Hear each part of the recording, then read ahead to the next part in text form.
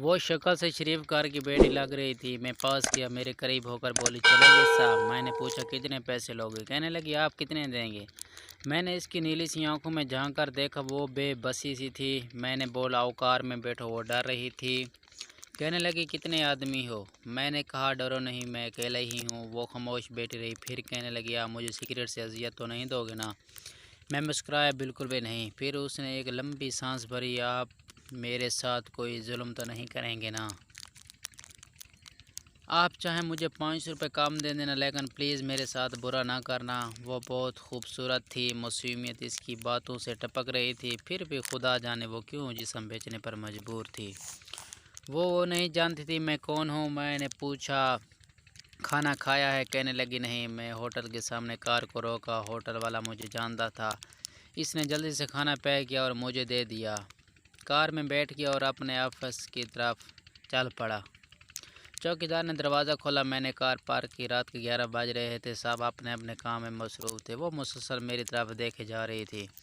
मैंने खाना प्लेट में डाला, उसे कहा, हाथ धो लो। वो कहने लगी, मैंने नहीं खाना। मैंने प्यार से कहा, डरो नहीं, कुछ नहीं होगा। वो हाथ धोकर आई, मेरे सामने कुर्सी पर बैठ गई और खाना खाने लगी। जब खाना खा ले तो कुछ खाना बच गया। कहने लगी, मैं घर ले जा सकती हूँ? मैं मुस्कुराया, बिल्कुल भी नहीं। वो चुप हो गई, बुर्का उतारने लगी। मैंने कहा, रुक जाएं, मेरे पास आकर बैठ जाएं। वो हैरान थी, मेरी आंखों में देखकर बोली, जल्दी से अपना काम करें, मुझे वापस छोड़ आएं। मैंने कहा, नहीं पूछूंगा क्यों करती हो ऐसा, क्यों बेचती हो जिस्म? बस इतना कहूँगा, छोड़ सकती हो क्या? ये सब सुनकर वो मेरे चेहरे की तरफ देखने लगी। आप पागल लग रहे हैं मुझे। मैंने इसकी आंखों में देखा। हाँ, पागल ही तो हूँ। मुझे सब पागल ही कहते हैं। मुझे वो कहने लगी, अगर कुछ नहीं करना तो मुझे वापस छोड़ाओ। मैंने इसके सर पे हाथ रखा, फिर बटुए से 1000 रुपये निकाले, इसके हाथ पर रख दिए। वो हैरान थी। कहने लगी, मैंने नहीं लेने ये पैसे, आप मुझे क्यों दे रहे हो? मैंने इसके चेहरे पर एक थकन सी महसूस की। वो अपने आंसू रोक बैठी थी, बार बार यही कह रही थी, मुझे बस आप वापस छोड़ें, मुझे डर लग रहा है। मैंने उसे यकीन दिलाया, डरने की कोई बात नहीं। अच्छा बताओ ना, बहुत दर्द दिया है ना ज़िंदगी ने? ये सुनना था और उसकी आंखें नम हो गई थी, जैसे कोई क़यामत गिर गई हो उस पर। मैं समझ चुका था, कोई बहुत बड़ा दर्द लिए घूम रही है। दरवाज़ा खोला और कांपती हुई आवाज़ में बोली, मुझे वापस छोड़ कर आओ। मैंने उससे बैठने को कहा और बताया, मेरा नाम रेहान है और डरो नहीं, ख़ुद को यहाँ महफूज समझो। उसे जब यकीन हो गया कि परेशानी वाली कोई बात नहीं है तो बताने लगी, शौहर मर गया है, 3 बेटियां हैं, ससुराल वालों ने घर से निकाल दिया, माँ बाप फौत हो चुके हैं, भाई नहीं है। मामू के घर आई थी, मामू के बेटे ने मेरे साथ ज़्यादती की। जब मैंने मामी को बताया तो सब ने मुझे गलत समझा और मुझे धक्के देकर घर से बाहर निकाल दिया। दूर के रिश्तेदार ने एक बूढ़े से मेरी शादी करवाई, इसके भी बच्चे थे। इसके बच्चों ने मुझे बहुत जलील किया। फिर वो शौहर भी फौत हो गया।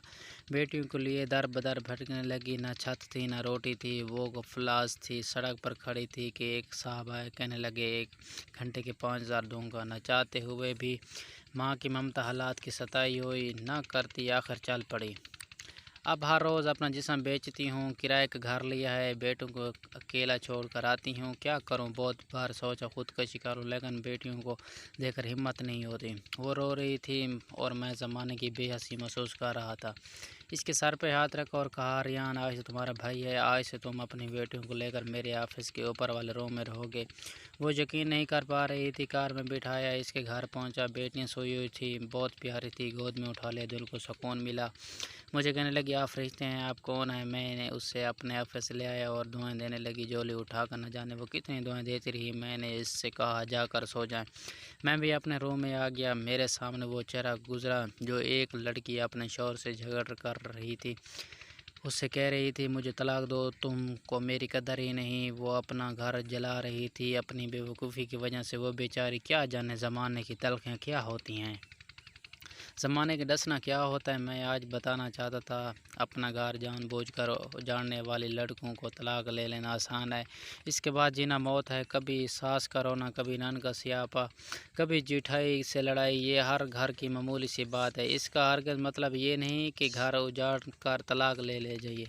کم عمری میں میرے سر کے بال سفید ہو گئے، ہزار آنکھوں کے آنسو دیکھ کر اپنے گھر کو آباد رکھو، خدا کی قسم ایک وقت ایسا آتا ہے نہ بھائی حال پوچھتا نہ سکی بہنیں، سب وقت کے ساتھ ساتھ چہرے نقاب بدل لیتے ہیں۔ ریحان ہر جگہ کسی کو تھامنے کے لیے کھڑا نہیں ملے گا، ہاں میری قلم شاید کسی کو برباد ہونے سے پہلے بچا لے، ہم سفر کیسا بھی ہے وہ تمہاری ڈھال ہے، شادی کے بعد سکے بھائی سے خرچہ لینا بھی بھیک مانگنے جیسا لگتا ہے، میری باتیں وہ عورتیں سمجھ سکتی ہیں جس پر ایسا کچھ گزرا ہو، ہم سفر جیسا تمہارا لباس ہے، اب رشتوں سے کھیلا جا سکتا ہے، ہوش پوری کی جا سکتی ہے، پھر پھینک دیا جاتا ہے، ہاں ہم قسمت میں لکھا بدل نہیں سکتے لیکن قسمت خود لکھ بھی سکتے ہیں، صبر برداشت اور جھک کر نہ جانے کتنی عورتیں صرف اس لیے اپنے گھر اجاڑ دیتی ہیں کہ اس کا شوہر اس کو ٹائم نہیں دیتا، ہاں یہ شکوہ کرنا بھی درست ہے لیکن کیا گارنٹی ہے اس کے بعد اس کی زندگی میں آنے والا شخص